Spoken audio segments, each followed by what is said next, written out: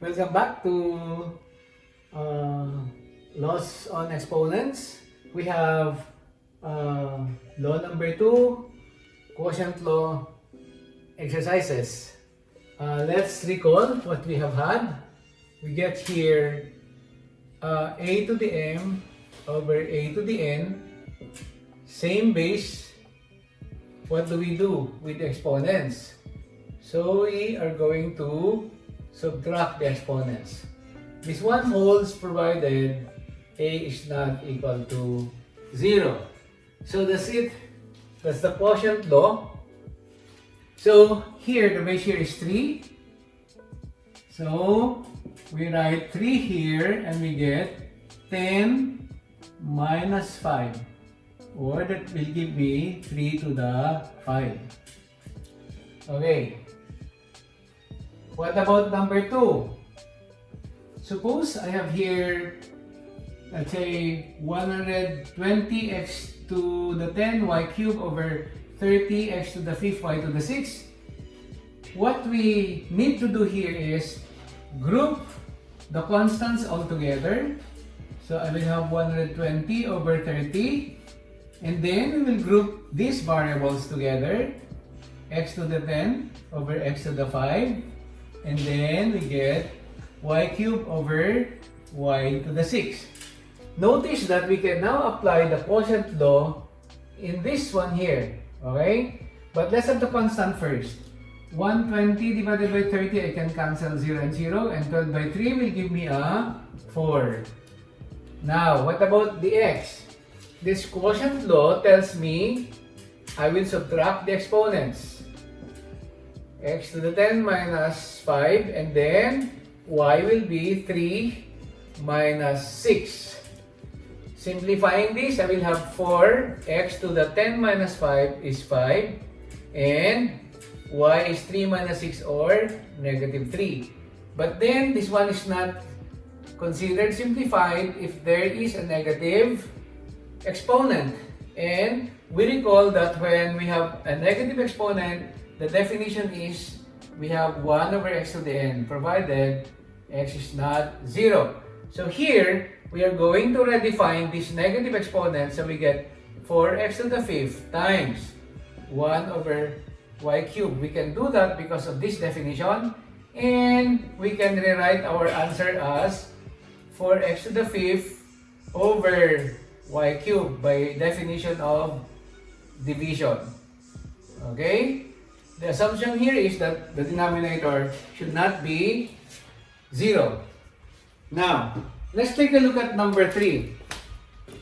In math, no matter how many terms are inside the parentheses, we can always look at them as just one term. Let's say 2x minus y can be represented by just a triangle. So on the numerator, we get a triangle to the 9.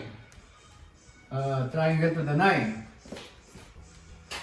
But we cannot write the denominator as triangle to the 4th because 2x minus y is not the same as y minus 2x.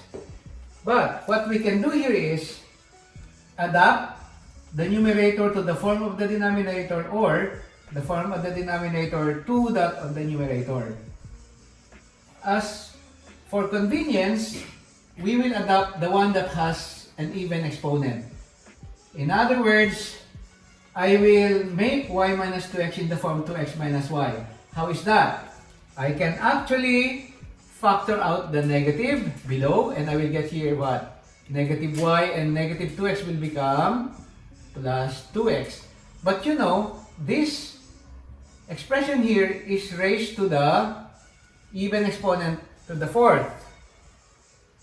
If we consider this exponent, negative 1 raised to the 4th will give me a positive. In other words, this can now be rewritten as 2x minus y to the 9 over. I will interchange this. I will have here 2x minus y raised to the 4th. In this form, we can now say this is triangle to the 9 and this is triangle to the 4. And if I have this triangle to the 9 over triangle to the 4, I can again apply that quotient law and I will get what? Triangle to the 9 minus 4. So, what do we have here? I will now have 2x minus y and then we have a 9 minus 4 there, or 2x minus y raised to the 5th. So, that will be the answer to this number. Okay, let's have the last number. The last number there is, I am now going to group these constants there, and what about the x's? I have here x to the 7m plus 1 over this one here, x to the 2 minus 3m, and the y's, all the y's together, y to the 2 minus p over y to the p minus 1. I can do that because of commutativity and associativity of multiplication. And I did that so that we can make use of this law. Now we have the base x here, base x, base y, and we can now apply the quotient law. But here, 8 divided by 4 is 2.